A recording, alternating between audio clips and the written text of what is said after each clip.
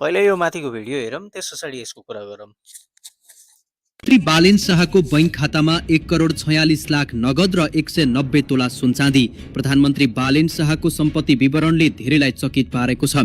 प्रधानमन्त्री शाह आफैले सार्वजनिक गरेको सम्पत्ति विवरणले धेरैलाई अचम्ममा पारेको छ।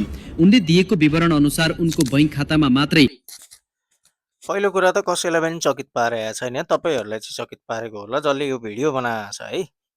फर्स्ट थिङ, यति सम्पत्ति हुनु भनेको सबैभन्दा नर्मल कुरा हो। धेरै ठुलो यसमा प्रोपोगेन्डा फैलाउनु जरुरी आवश्यकता छैन। सबको सम्पत्ति हुन्छ, आफ्नो फ्यामिली टु फ्यामिली ट्रान्सफर भएर आएको हुन्छ। कहिले आफैले कमाएको हुन्छ, ऊ त्यत्रो टाइमदेखि गरेर मेहनत गरेर अगाडि बढेको मान्छे हो। उसले कमाएको छ 2 रुपियाँ, उसले गरेको छ। त्यसमा तपाईँलाई के चासो? तपाईँलाई किन आँखा लाउनु पर्यो? त्यति आगो किन गाडेको?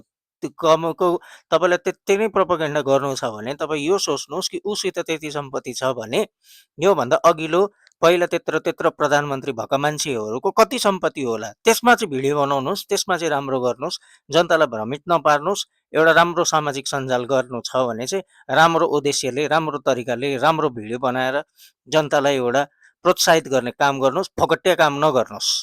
धन्यवाद।